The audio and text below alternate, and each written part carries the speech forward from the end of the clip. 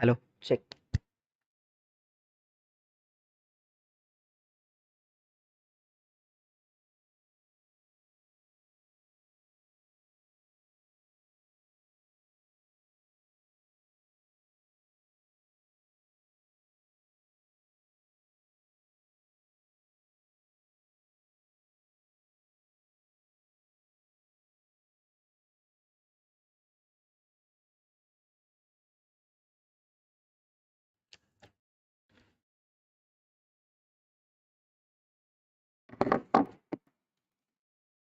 So, a very good afternoon to everyone present here. So, I feel greatly honored to welcome you all to the info session of the Google Developer Student Club for the academic year 2022 to 2023. And I'm Jay Chandran, the GDSC lead for our campus for this tenure.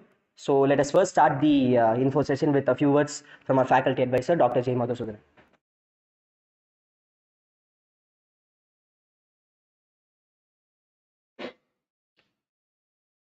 Good afternoon, all. It was a great privilege to have the second time. So same thing to happen. So on this occasion, I take on behalf of chairman, secretary, vice chairman, and director and principal, dean, all deans and HODs. I thank Google for providing a great platform. This is for the students, by the students. So important. So I'm very happy to be part of it and to lead the team, young and energetic team. I feel very young actually right now. So I just leave the stage to them and I wish them all the best. Thank you. Thank you so much, sir. So let us now take a look at what GDSC is and what are all the benefits that you'll be getting through this program.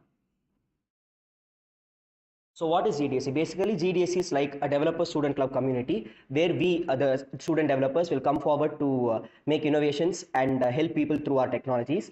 So through this platform, we'll be able to learn technologies, connect with like-minded people who are also interested in the technology that you are interested in, and we'll also be able to build solutions for the community who require those helps. So through this platform, we'll be able to benefit a large number of crowd. Next slide. So what do we have for you from this program? So we'll be able to learn different Google technologies and skills. We'll be able to connect with like-minded people, as I said earlier. So through this platform, we'll be able to collaborate with other college students who are also going to learn technologies along with us. So through this platform, we can connect with them and also help us and also them. And also we are going to grow professionally. I'll just go deep a bit more about that in the next slides. So these are all the benefits. First, professional growth. So whenever you work in a corporate or in a company, you're always provided with one particular project which you have to complete within a particular tenure of time. But then through these kind of clubs and other communities, we'll be able to work at multiple projects at the same time. What this results is we'll be able to get an exposure of managing multiple priorities at the same time. So that is not the case at corporates, right? So we'll be having a single project and we have to concentrate in that particular project and we'll have to finish it off and submit it to our lead or someone. So that is not the case over here. We'll be able to work with multiple technologies. We'll be able to work with multiple people, as a result of which we'll be able to get an exposure of managing our projects, going to help us grow professionally. GDSC community. So GDSC is present all over India at multiple colleges, including NITs, IITs, and other top tier 1 and tier 2 colleges too. So we'll be able to collaborate with such people we can participate on hackathons conducted by them. We can also invite them to our campus to participate in such hackathons and workshops and webinars. So with that, we'll be able to grow our network and get connections of a lot of people who are also like-minded like us. So the next thing is community learning. So the main idea or ideology of having such a community is to learn together. So we can seek help and help others at the same time through this community. So while we learn as a community, we'll be able to replicate that at a faster rate than what we learn it slowly, individually. So when we learn it together, we'll be able to do a lot more stuff than what we do individually. So that is also going to help us in the long run. So personal growth. So since we are going to work in a community, there are going to be a lot of conflicts and other stuff.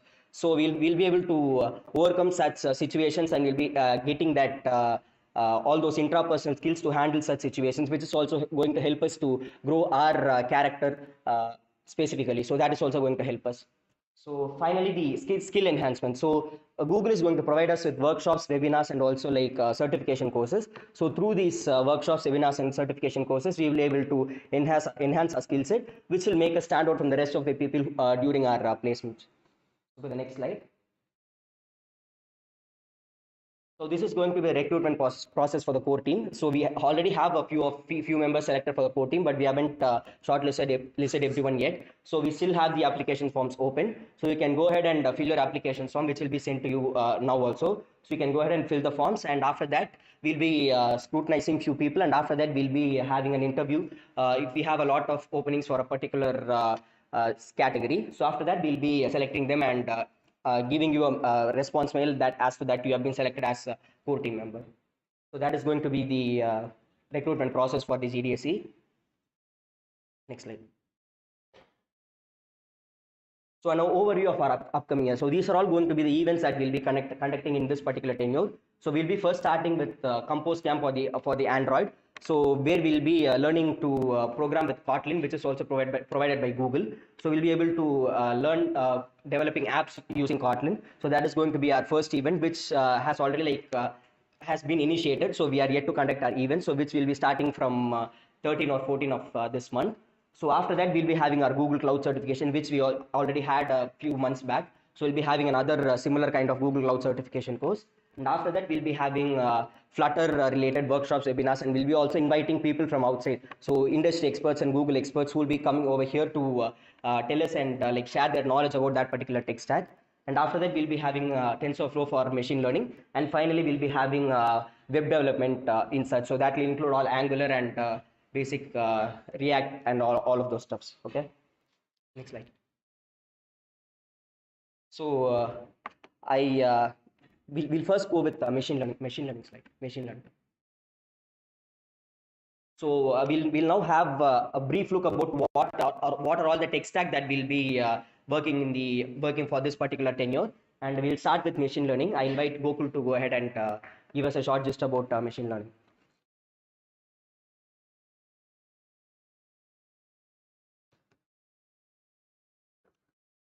So welcome everyone. Myself Gokul Prasad from the Department of Artificial Intelligence and Data Science. I'm here to talk about machine learning.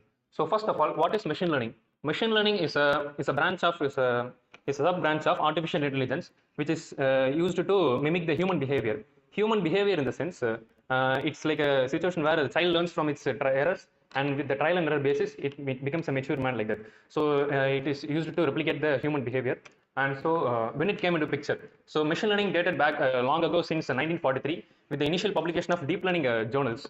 So it's not a fancy word in recent years. It was in long back ago. Okay. The contributions which are made by Google in the recent years.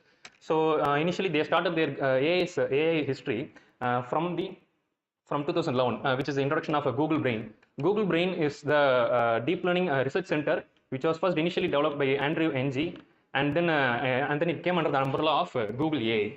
And the next TensorFlow from 2015. TensorFlow is another branch of is a branch inside the Google Brain.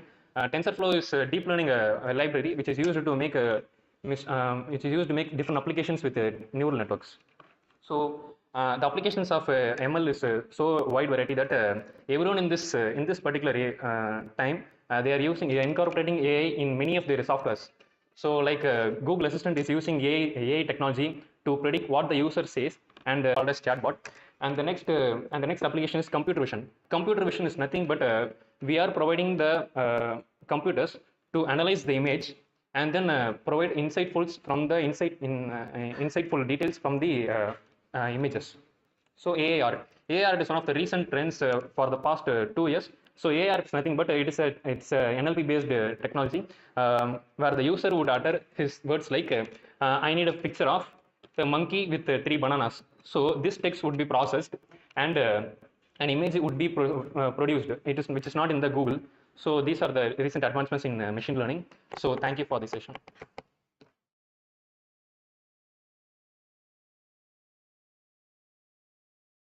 Thank you, Gokul, for briefing us about machine learning. I now call upon our ex-GDSC lead, David Port-Lewis, to give us a short intro about TensorFlow.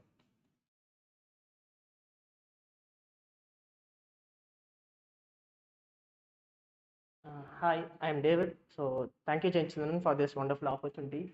So like Jayachandran showed you what's a glimpse of GDSC in the near future. So we are going to take a trip down the memory lane. So we are going to see about DSC, actually not GDSC. Like previously, it was known as Developer Student Club, not Google Developer Student Club. So I'm going to show you some like blast blast from the past, what had happened in 2019. Next slide. So the idea of DSC started during the February of 2019 when actually I was attending some external events in Google Developers Club, which was actually for a wide range of community, not especially from universities. So there are many clubs in Google, like GDSC is one such club. There is Google Developer groups, like which are beyond the campus for the entire community. Like you can see Google Developer Club in Chennai, where every people from many software industries, like-minded people, they used to form cohorts and they used to have events and workshops. So when attending one such event, like I exactly do not remember his name, but one particular student, he was the DAC lead for the particular campus in SRM. So he showed me that there is something called DAC. So I was inspired that we should bring this DAC club like chapter to our campus. So it started around February 2019. So during March, I got in touch with various community leads, starting from ex-DSC leads in other campus to many community leads in Google Cloud groups and Google like GDG, Google Developer Club. So with their help, I was able to get ready my presentation video in May 2019 and completed the application in May 2019. With support from especially from Mr. Madhu sir. So he wrote my letter of recommendation. So it was very helpful during that time. In June, I was selected for the first round and attended the first call over phone. During the end of June, I also attended second interview. So in July, one day when I was returning back from college after completing my exams, I was just scrolling through my mail when suddenly there was a mail like regarding that I was selected for the actual mail name was, "We are thrilled to announce you as DS lead." Actually, I was thrilled to see that mail after tiring examination. So that was the process during 2019. So this is how DSC is like sprouted in our campus. Next slide. So I take this time to acknowledge my fellow core team members. So these are the wonderful members who supported me during 2019. Apart from this, many staff and facilitators, student advisors supported me too. But this was the core team. So my vision for you guys is, you guys should form a team like this. Like this is a very small team from one department. So since many department students are here, I think you can form a solid core team. So I'll say the advantages, like why you have to form a solid core team, what are the advantages for it. There are some perks working as a community. Next. So what is DSE? I think Jay Chandran has already explained what is like DSE, what is GDSE. So DSE and GDSE are same. Before, each DSE was managed by their own country. Like DSEs in India was managed by Google India. Now GDSE is being globally managed directly from Google's HQ from San Francisco. So they have rebranded it as GDSE. So except that everything is same. They have the same events platform. So I'll play this small video.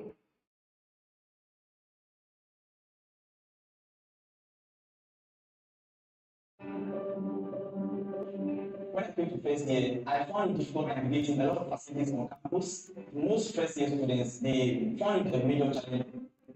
So I said, okay, this is something that we really need to solve. The DSC is a community where students who are like-minded come together to learn technologies in cloud, web development, and web development. So after a few workshops, I figured that we could solve accessibility for first year students. We decided to use them more as a use case to build a navigation system.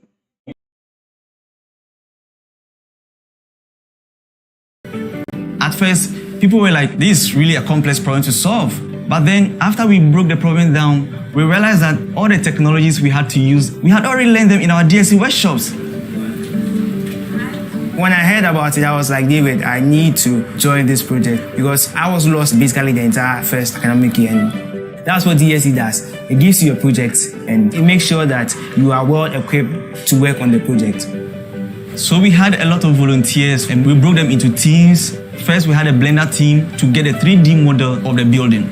Then we had the Unity and Scripted team who got the models and made it interactive and available to the Android team, who built the screens and the app and used Firebase, which stores user data and for business analytics.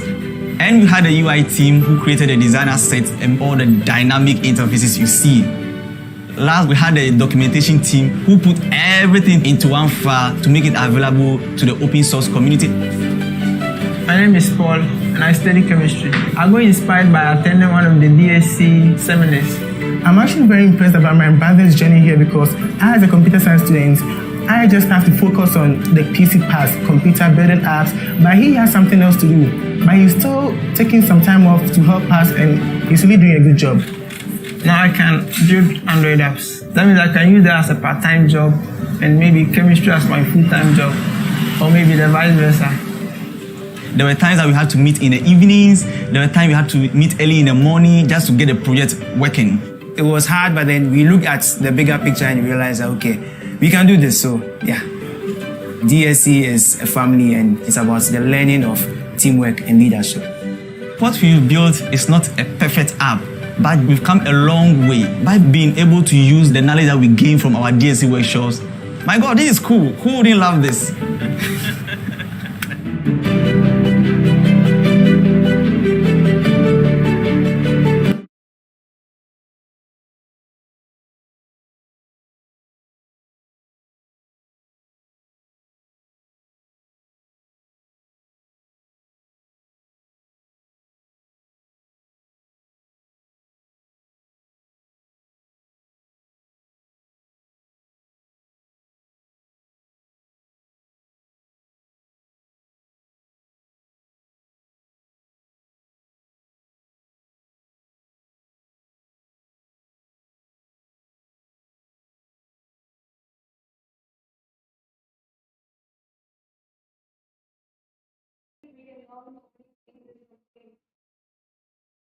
So working in a community, yeah, the first takeaway.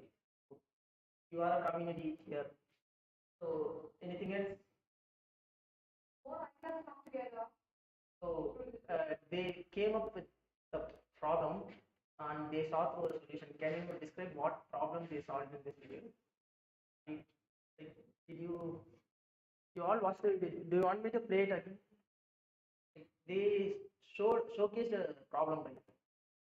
So they wanted to create an navigation AR-based navigation system for their mall. So they showed their mall, like something Jubilee Mall. They showed. Open the video. You in that. Don't play the video. Just see through it.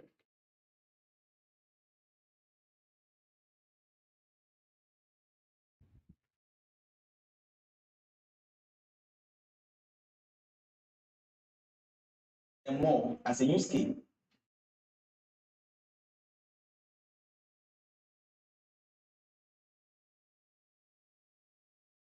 Workshops, I figured that we could solve accessibility for first year students.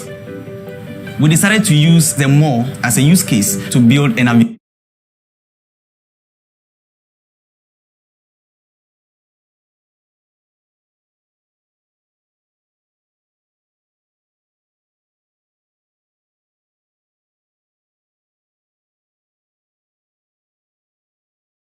Students, I think even there was a chemistry major there. He said that I'll be doing Android apps as a part-time job and chemistry as my full-time job. So there is a chemistry major. Students from everything is interdisciplinary now. Many streams are like merging together to like find new solutions to like make a dent in the universe, like bring breakthroughs. So these are the things you should be focusing on. You should be analyzing your environment. So you take Pondicherry or you take our college, um, like think of an problem that you are facing in day to day. So as a community you should be able to bring a solution to it at the end of this tenure. So that is the main idea of DAC. So it is a collaborative process. So these guys are not going to teach you everything. In fact, they themselves might be learning, right? So even now I'm learning. Like, it's learning is a lifelong process. No one might be perfect. So you guys have, like, once if someone gives you a spark, you should pick up with it and you should be exploring on your own. So somewhere you'll discover your passion. That's the idea. Next slide. So just close this video. Next slide. So coming back to machine learning and AI, like, so Google explained like very briefly about machine learning. So how many of you have worked with machine, like have experience with machine learning AI? Like, okay. So the others, you are not touched machine learning or AI. Like, have you used any application that uses machine learning or AI? Now, who has used any application that uses machine learning or AI? Almost everyone are using it, right? Your average Android phone has tensor processors, right? So everyone is using something that internally uses machine learning or AI. So it has become a de facto in our life. So when you open your YouTube, you'll be seeing recommendations. Unknowingly, you will be going through that YouTube rabbit hole. So that is machine learning. Your Spotify playlist knows you better than like yourself. It might be showing suggestions for you. Even nowadays, like voice unlocking is becoming much better. Like previously, voice unlocks during our times, it does not work. Like we used to record our voice. When we unlock it, most of the times that does not unlock. But due to breakthroughs in NLP today, voice unlock, facial recognition, everything is getting much better. So I'll take you through a glimpse of what is machine learning, AI, and deep learning. Next slide.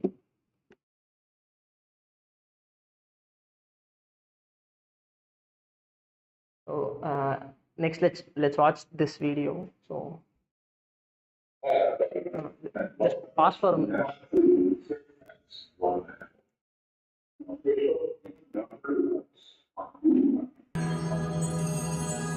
This year, I figured we could do something a little bit different. And instead of me telling you how great this class is, 9-1, the official introductory course on deep learning taught here at MIT.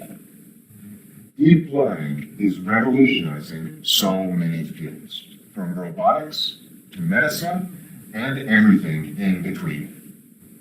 You'll learn the fundamentals of this field and how you can build some of these incredible algorithms.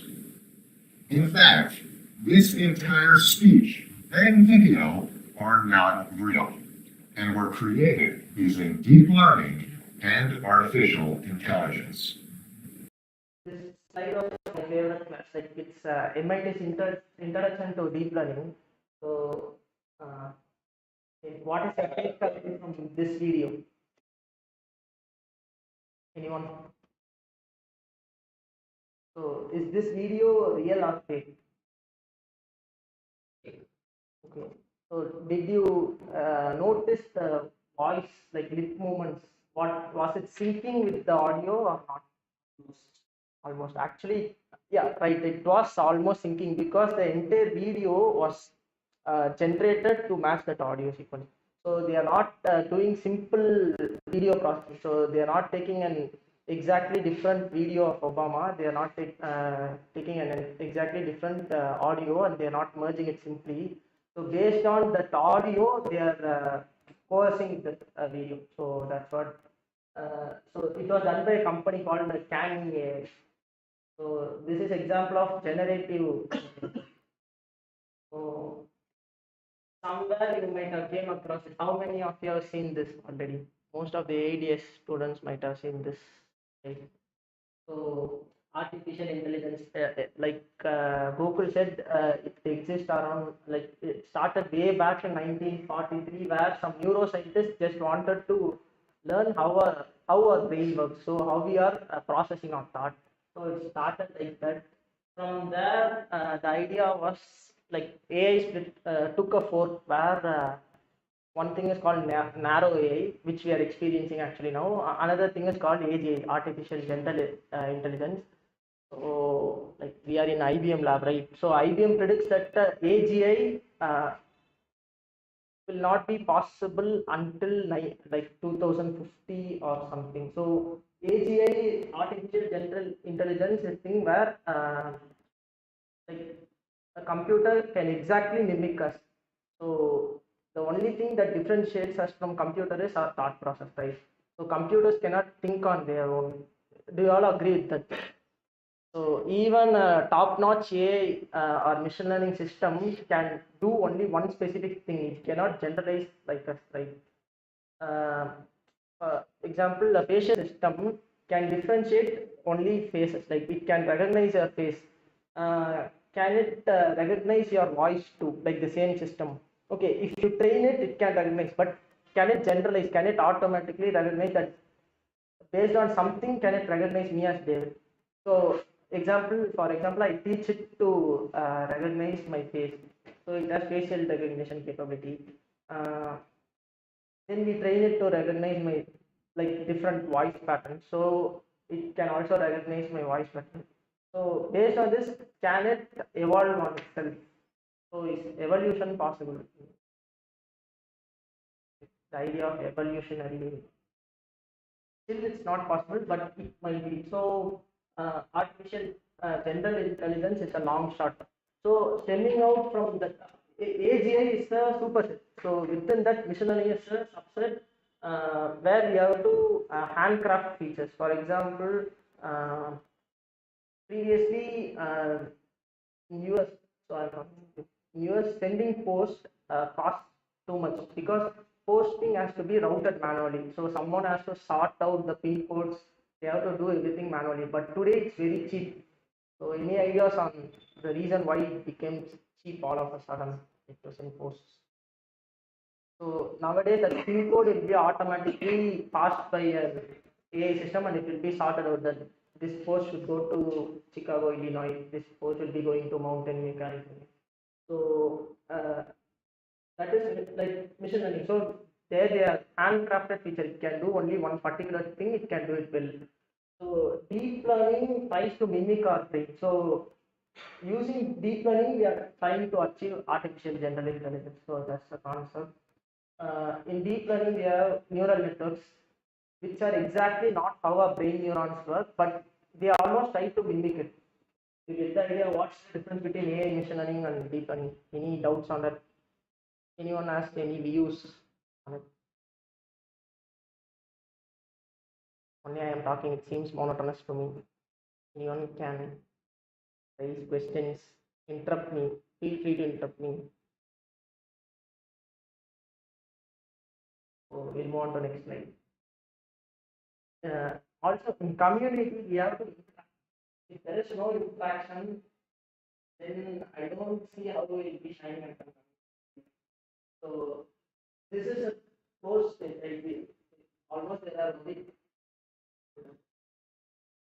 there's a 10 to 15.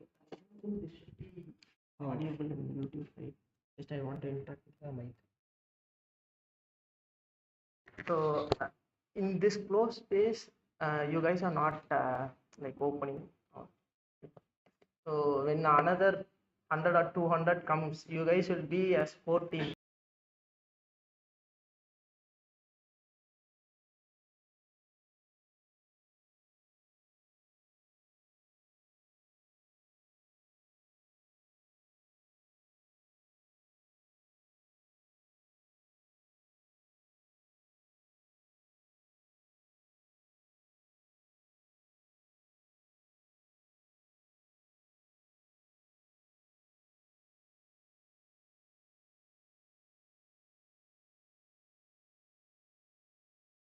So anyone recognize any of this? So you might have used it in any hackathon, might have heard about it. So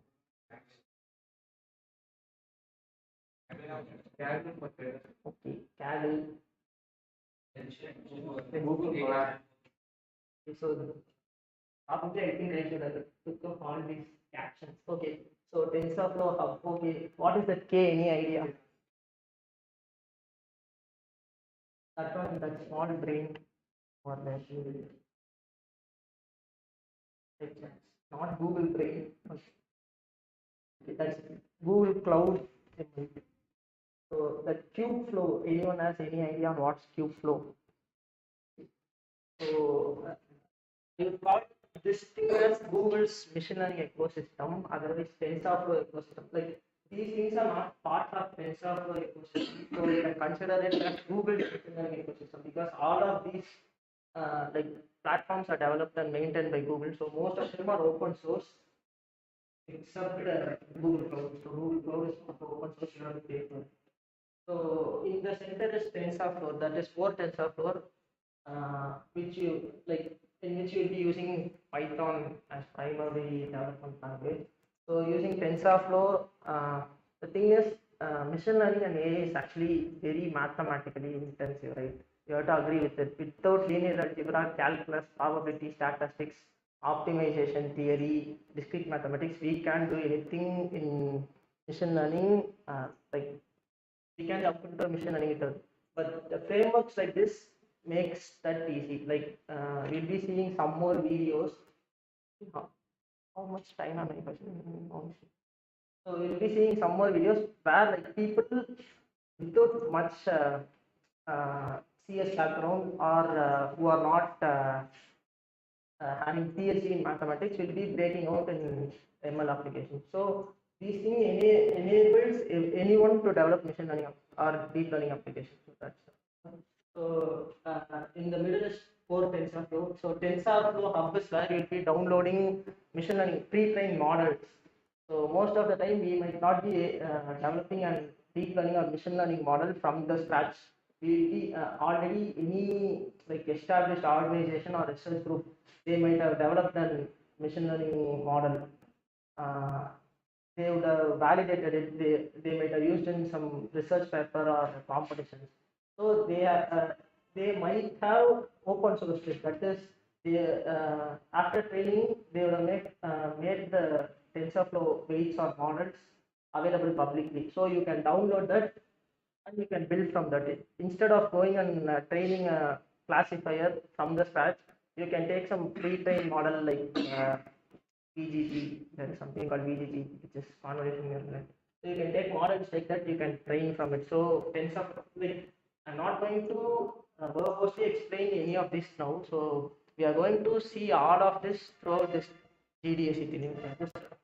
So there is TensorFlow JS. If someone says that I am not comfortable with Python, I want only to develop JavaScript-based application.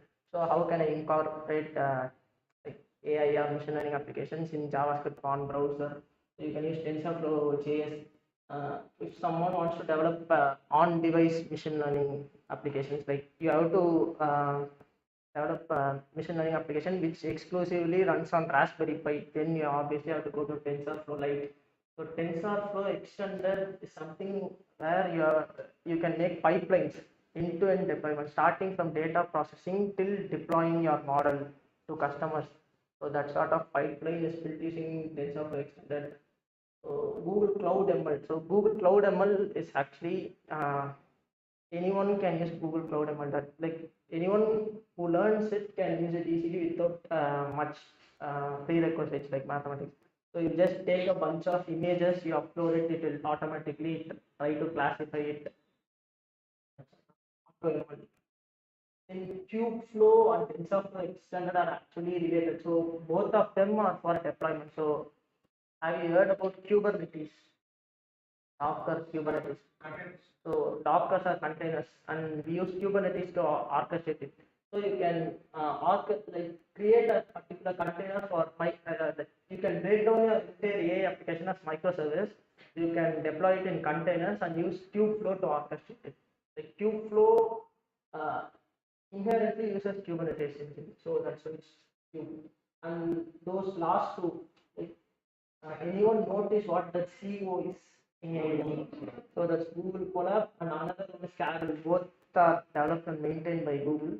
So if you don't have the compute resources, like most of us might not be having Quadro GPUs or GTX Titan to train models, so we can use those platforms to train our model.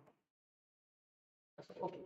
So this one I thought about JAX. So anyone heard about JAX? So it's being developed by Google. Have you heard about NumPy, numeric Python? So JAX is an extension like NumPy. So it can handle octogram. It supports parallel computing, CUDA computation. So you look about it later. Like, I don't think you'll be seeing about JAX. Still, if you are interested, you can explore about JAX. So this is one particular use case using TensorFlow. So they are trying to predict extreme and volatile weather patterns.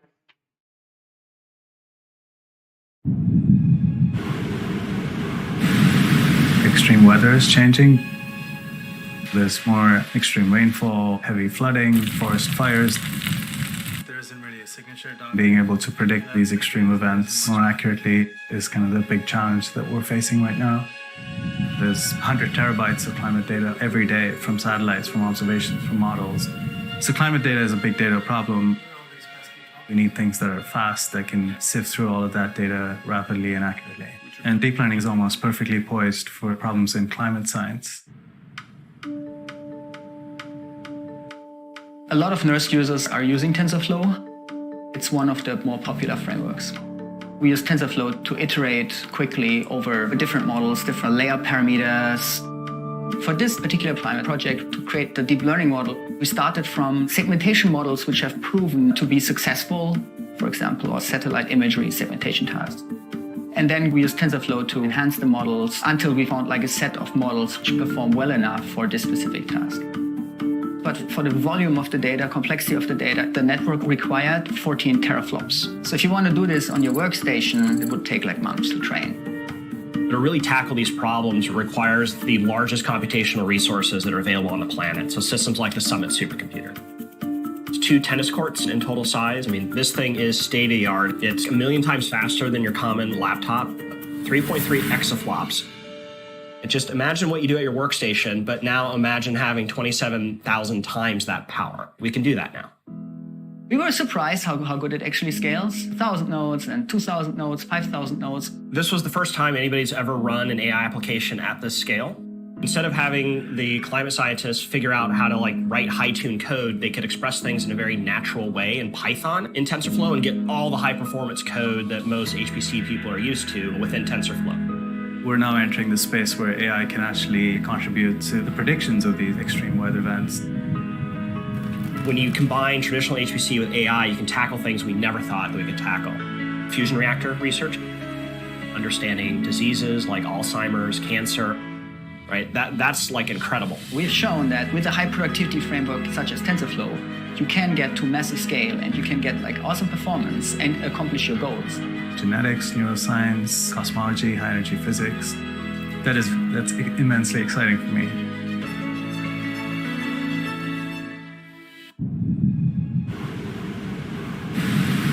Extreme weather.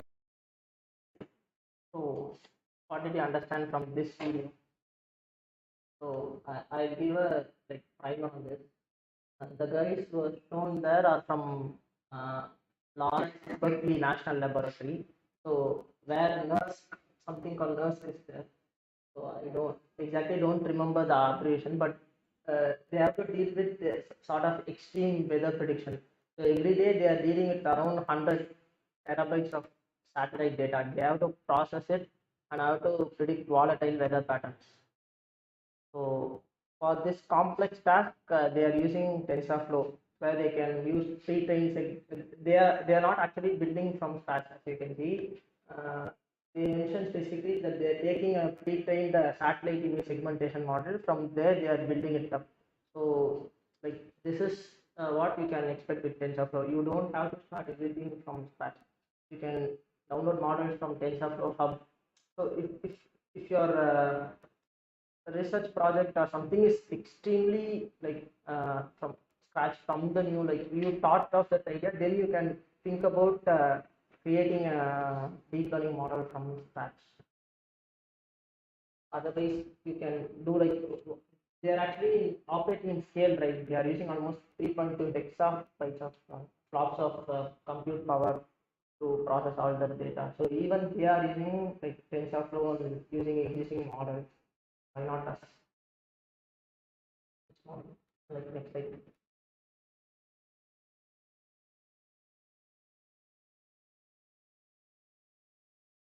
So this is also another all of the slides will be video from Tensor, powered by TensorFlow. That is the particular playlist name. So all of these use cases have their unique video, but playing them will take too much.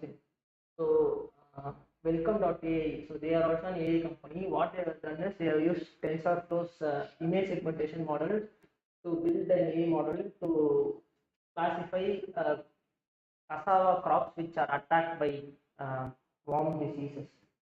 So cassava is the only plant which Africans can like they'll be looking only at it if all of their crops fail. So that is their only goal. If cassava is attacked with disease, then they have to be starving. So most of the time, cassava plant is attacked by some disease like blight or other disease.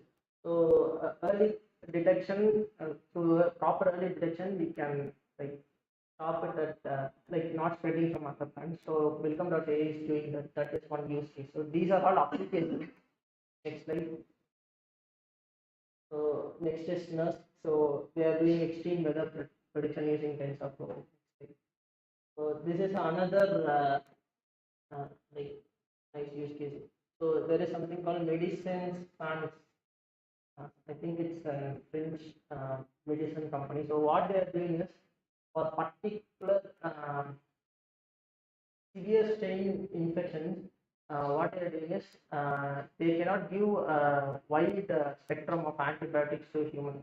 So it will affect our health, right? If you like experimenting with human being is more dangerous. So what they do is they'll be taking the strain of infection and they'll be running it through their AI algorithm. So it will be prescribing some antibiotic which is very effective for that particular strain of infection. So instead of like doing it by trial, giving the antibiotic to human and trying if it is resistant, what they are doing is they are predicting to a certain probability that this particular antibiotic is effective for this infection. So that is one use case. Next. Another one is archaeological transcription. So in Rome, I don't know I don't remember the library's name, but they have huge like stacks of archive like, scrolls which they have to transcribe from medieval language to like current English or Roman languages.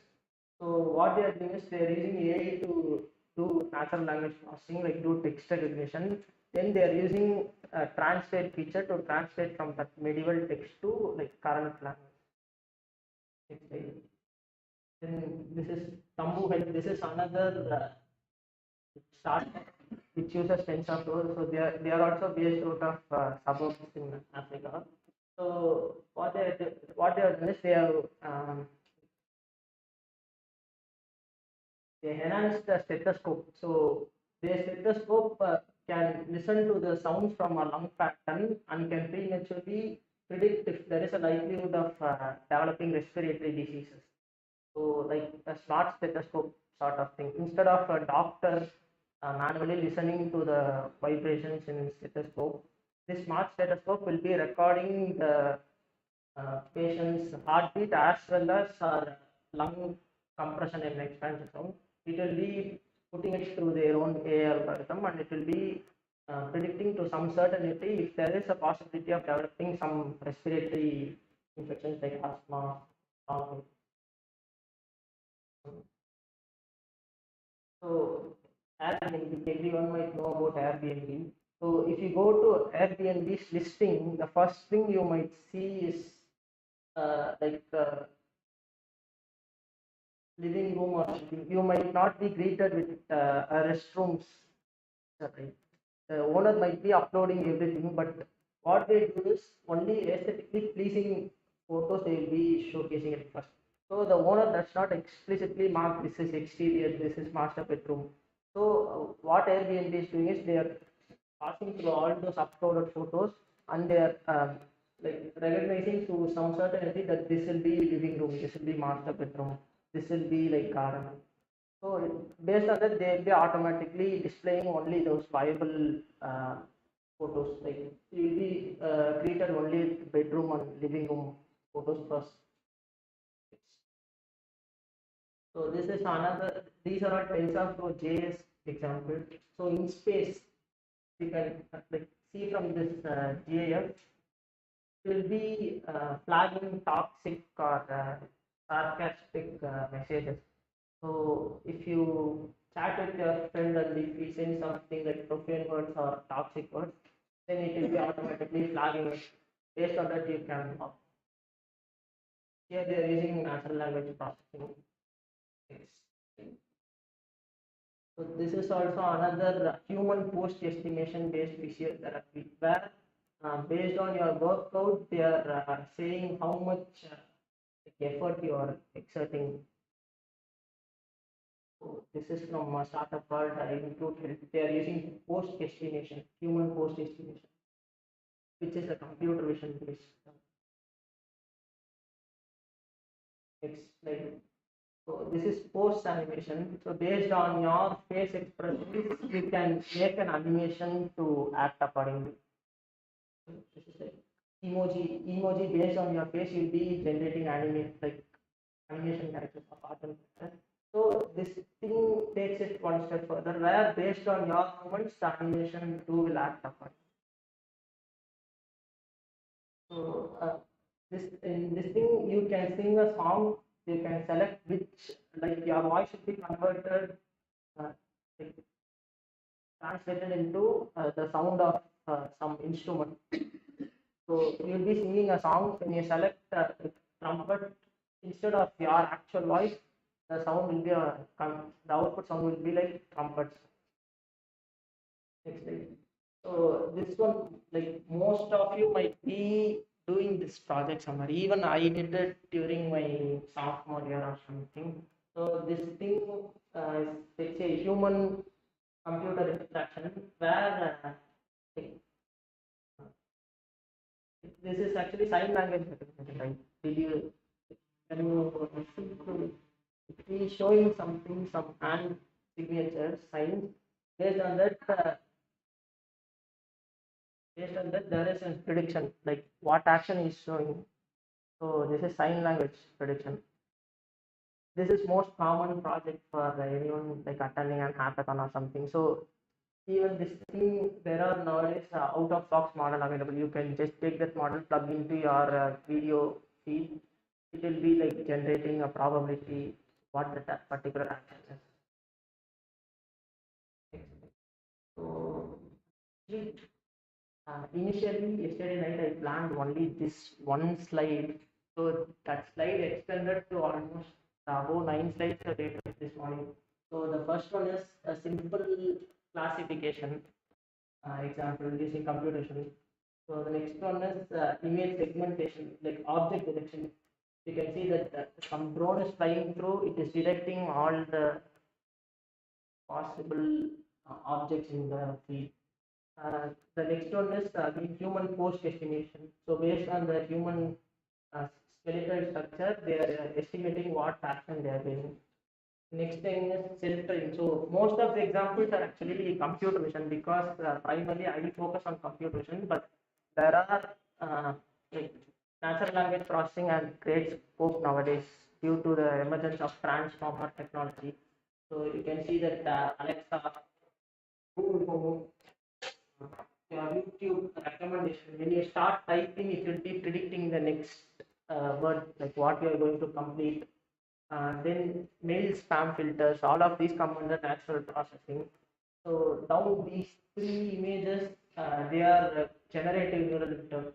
The last one is you can turn an old picture into a modern image. Like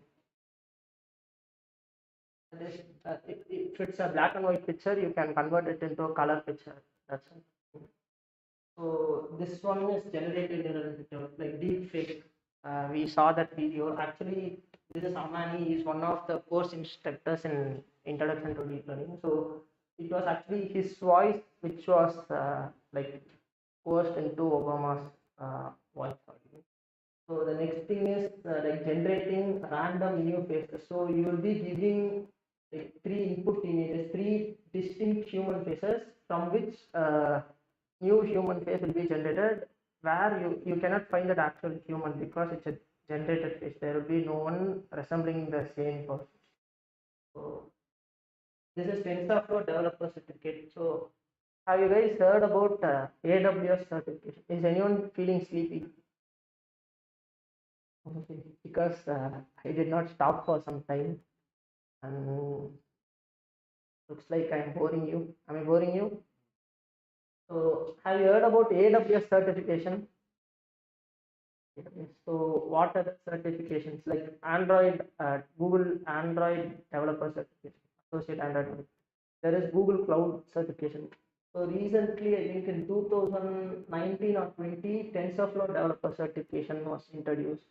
So these certifications are like not like our actual, like something we do in Coursera or some normal platform. So in this thing you'll be paying $100, it's roughly 1,000.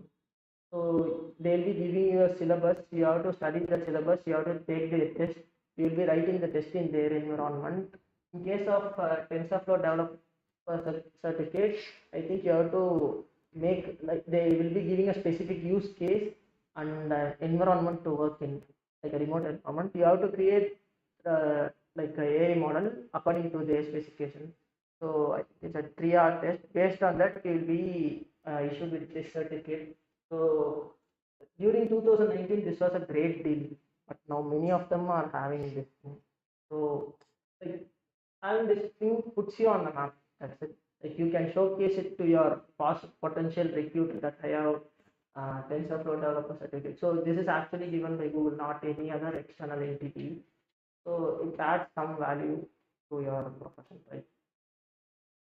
So also it has an expiry thing, so you can get that certificate for once and forget about it. So I think it's valid for 3 years. So within 3 years, you have to find a job or you have to get updated with latest TensorFlow technology and you have to read the certification. So for guys who are interested in machine learning, what I suggest is by the end of your 3rd year, try to complete this certification. So in like on your 4th year of semester, you'll be having, at the time you can showcase it to your potential recruiters. Thank you.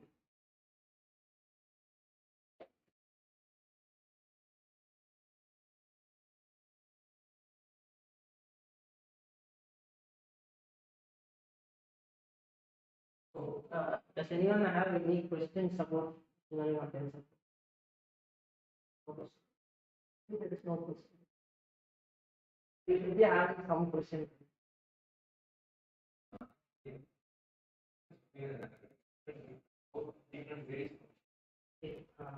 Deep learning does not vary from machine learning. Actually, the algorithms are same. So the only extra thing deep learning has is the neural network. So in machine learning, you have to handcraft things. Like, for example, I'm giving you image span classification. You have to exactly specify what this span will be for. But in case of deep learning, you will be giving a lot of like you will be giving 100 terabytes of raw main content. The neural network will be passing through the text. It will be recognizing the span. So you do not have to manually track this is a span. So it will be automatically extracting those features. So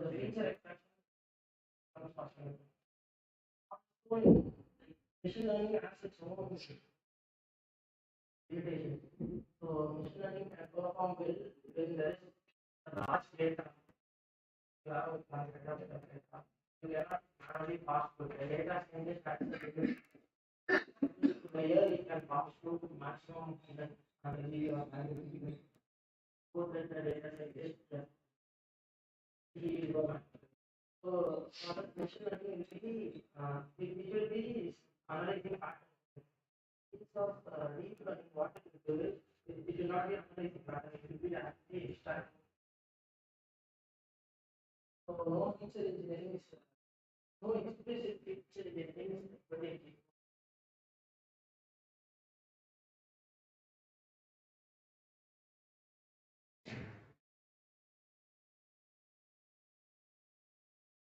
So I thank our ex-GDSC lead David Portlois for giving us a wonderful insights about machine learning and TensorFlow in specific and the different applications that uses TensorFlow. I'm sure that most of us would have been amazed about how TensorFlow plays a significant role in major tech companies while the application is going to be scaled at a larger one.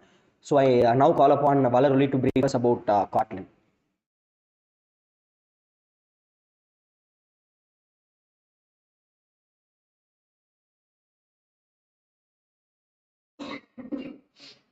Hello everyone, this is Valeruli from the Department of Artificial Intelligence and Data Science. So here we will be seeing a short introduction about Kotlin.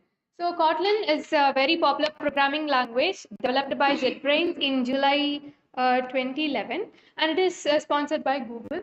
So about Kotlin, it is a very, it is statically type programming language. It uses compilers to compile and it is open source and it can also work in various platforms like Windows, Linux or Mac OS.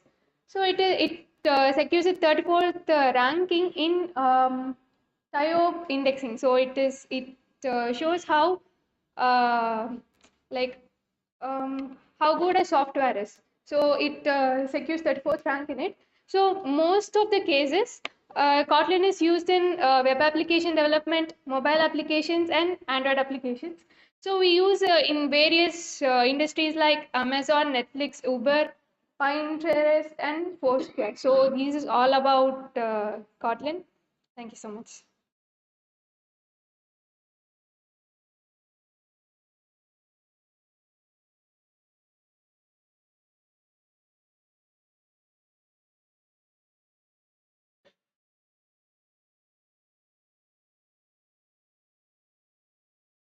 Thank you, Valar. So I'll now be explaining you about mobile application development using Flutter.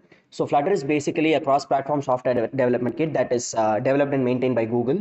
So it is used to create mobile applications both on Android and iOS, web applications, also desktop applications for the major three operating systems, that is for Linux, Mac OS, and Windows. So Flutter being a cross-platform software development kit, we can at the same time make application with the same code base. So it uses the Dart programming language. So using the same code base, we'll be able to develop applications that is going to work on Android phones and also iOS phones. And also because of its fast development framework, it is easily scalable and most of the startups prefer using Flutter. And in the recent years, the growth of Flutter has been rapid among the other cross-platform development kits, which includes React Native. So Flutter is like at the top right now among the other cross-platform software development kits. So that is also going to be one of the technologies that we'll be going through in Google Developer Student Club. So that's basically about Flutter. So I'll now call upon Rahul for briefing us about web technology.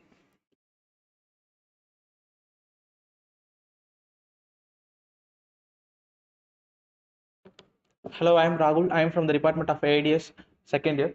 I am just going to discuss about web technology. Web technology refers to the way of computers and devices communicate each other through the markup language.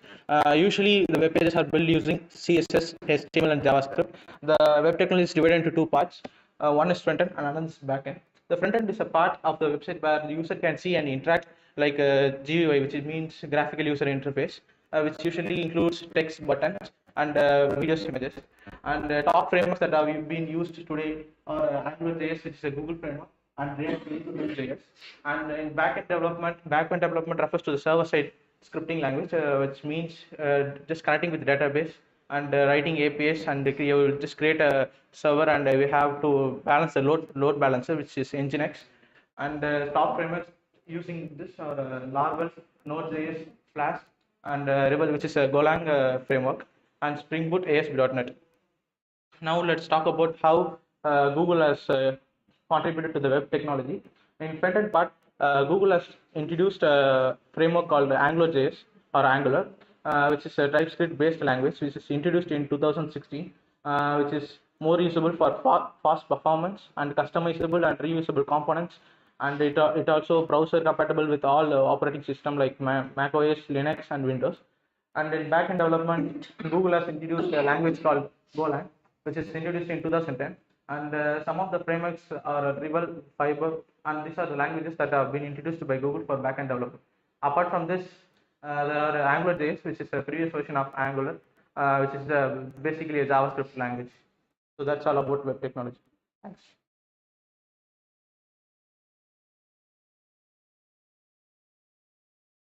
Thank you, Rahul. I now call upon Abu Said for briefing us about user interface and user experience.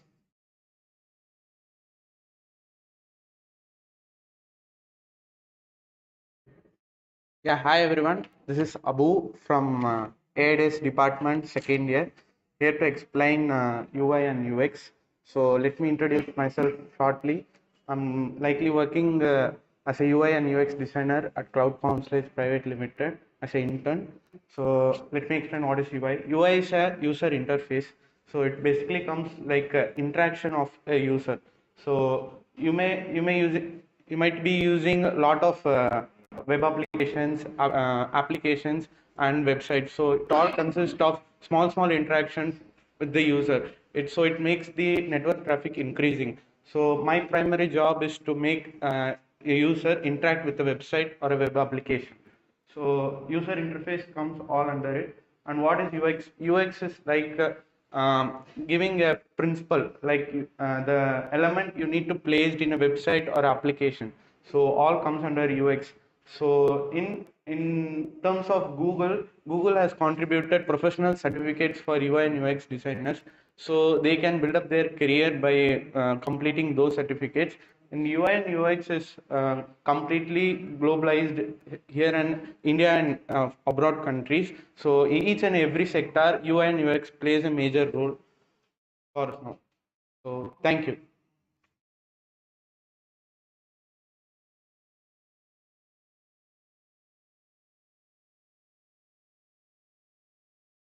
So that was basically a brief about all the technologies that we'll be covering through the GDSC program. So I now call upon RX GDSC lead David Port Lewis for briefing us about open source technologies.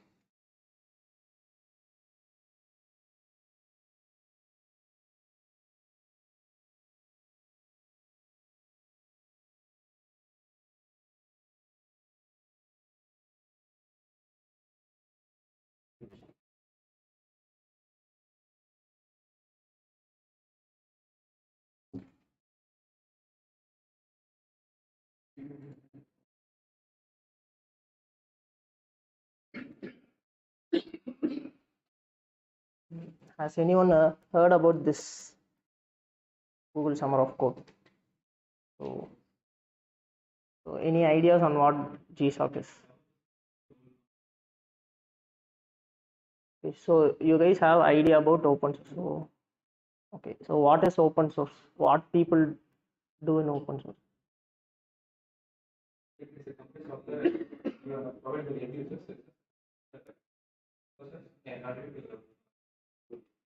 Okay, so the largest open source software that we use is Linux, right?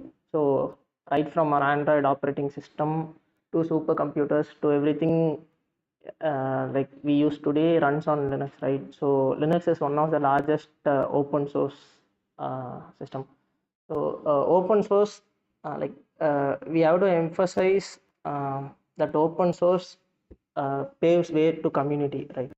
So next slide. So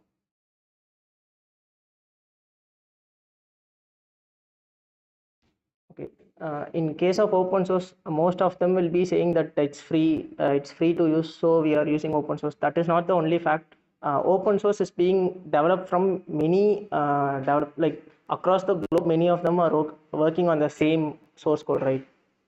So if you take Linux, Linux Torvald is one person from Finland. So he started it as his like hobby project. But today, every Fortune 500 company, like even Google, TCS, everyone is contributing source code to Linux kernel, because the reason they are contributing is because they are using the same thing, so they want to add some features to it.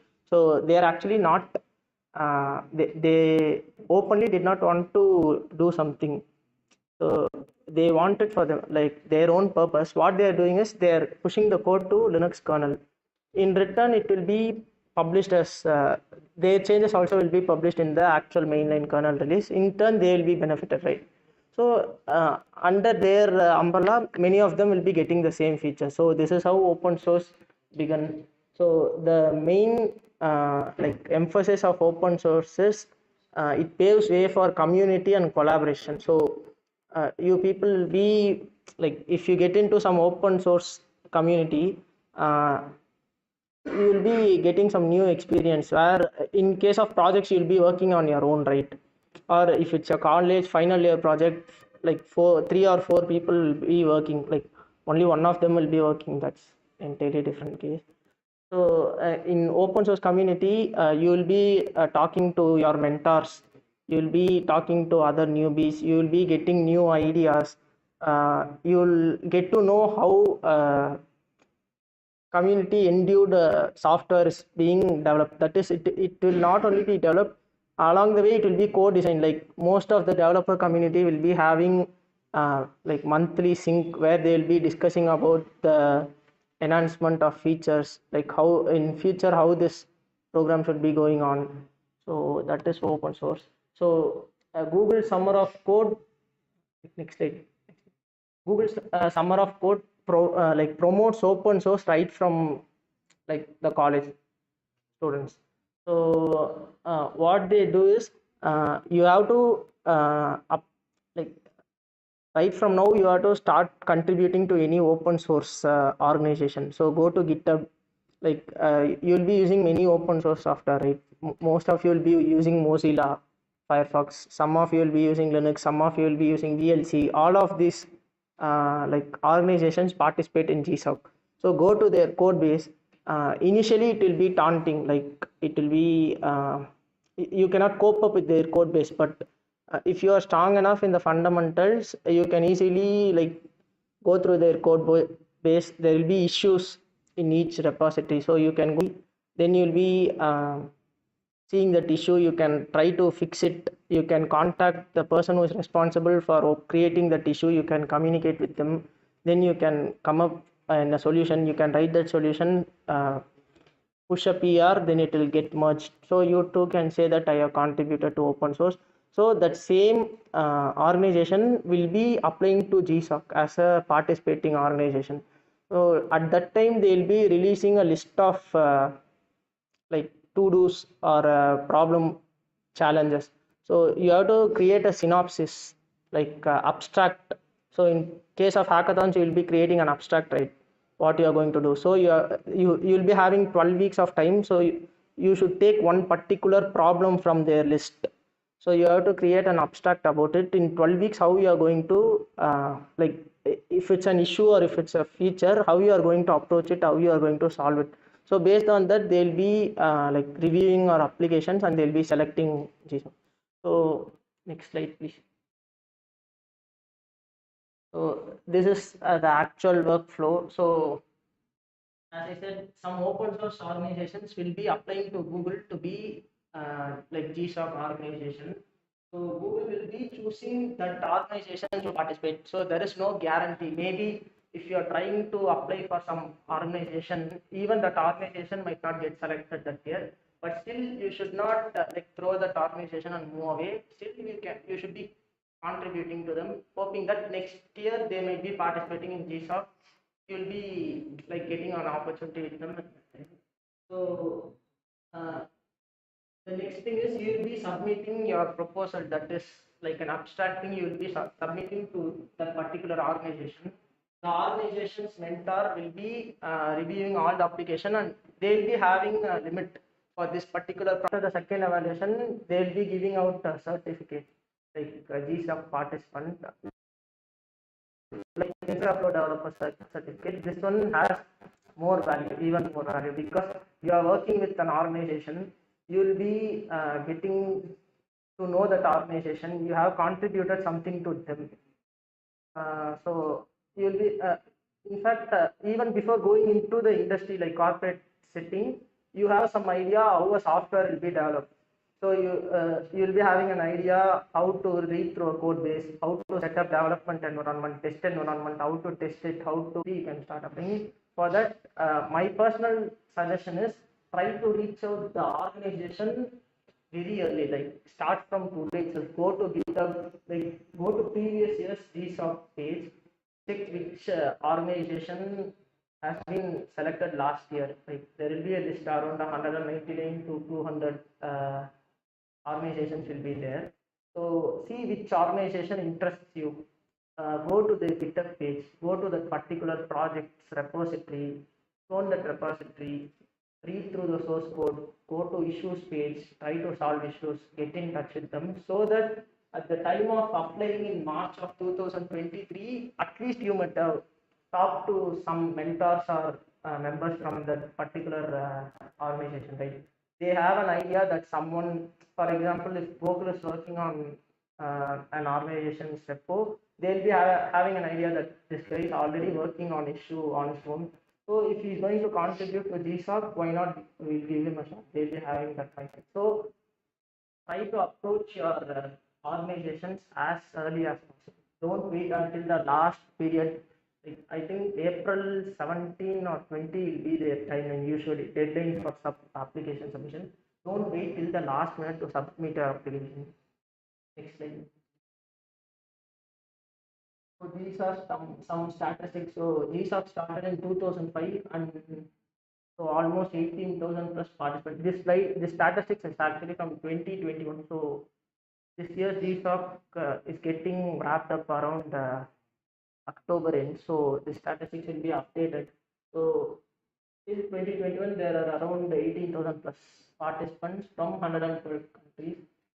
So over 1,700 mentors from 124 countries, which means from 124 countries there are different organizations. There was around 200 organizations. So over 40 million lines of codes have been written only by students during this period. So you can contribute to something much greater. Next. So these are some useful links. So about TensorFlow, the first 4 links are about TensorFlow. The next 4 links are about open source GSOC and Google's open source blog. So if someone wants it, I can share this slide. You can take a sample. So any questions? Any questions about open source or my previous speech about machine learning? Next slide. Okay, thank you. Okay, I think there is some.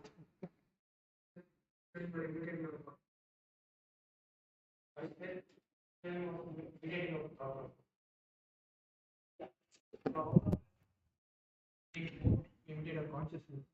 Or it's already imitating our consciousness. They can't even imitate the thought processing exactly. How much more years would it take? So the process of imitating our consciousness will fall under Okay. AG8. So IBM predicts this is not a small. IBM predicts by 2050 we can exactly human consciousness. Okay. Thank you.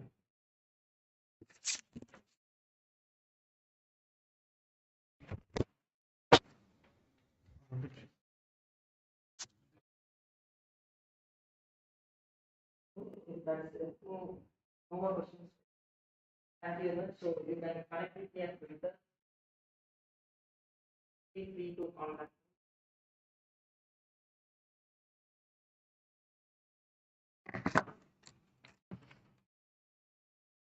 Thank you so much, David, for giving us a brief insight about how we can contribute to open source and how that's going to help us in the long run. So finally, I call upon Ashmita to give you all an idea of how we'll be going ahead and conducting events with regard to GDSC.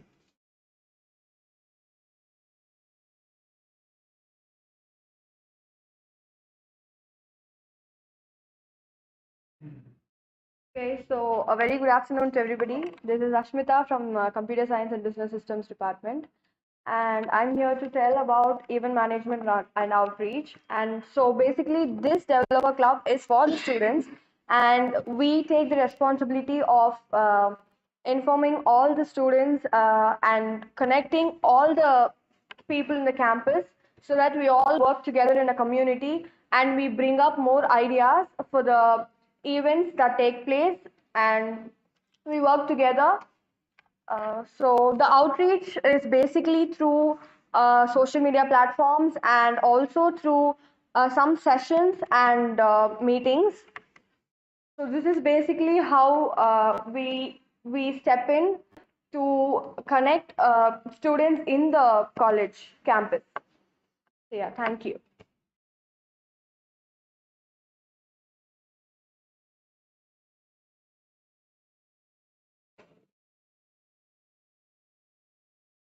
So I would like to add on something now. So we'll be posting about all conducting in the future in the GDSC events platform, where you'll be having getting mail IDs or notifications in prior to the event that is throughout our tenure, and through those acquiring of knowledge, we'll be able to participate on hackathons, which we'll be conducting in the future also. So we'll be able to scrutinize people from those, and all of us are going to work together and find a solution. So there are like 17 global sustainable solutions for different problems that are stated by the United Nations. So some of those are like hunger and poverty. So all of there are like totally 17 sustainable development ideas that are proposed by United Nations. So we'll be working on any one particular theme, and we'll be finding a solution to that particular problem. And all of us will be working together and finding a solution for that. And winning teams will be able to submit their ideas to the Google Developer Student Club community, where that it will be happening in the headquarters of Google, where we'll be able to like showcase our idea, and there are chances of the ideas also to get incubated, and they'll be able to provide us with funds to go ahead and proceed with implementing our ideas full-fledged. So that is going to be our ultimate challenge. So that can only happen when all of us are going to work together as a community. So I kindly request everyone to come forward and so that we can work together as a community and help millions of people. Also the people who are watching it through the video. Thank you.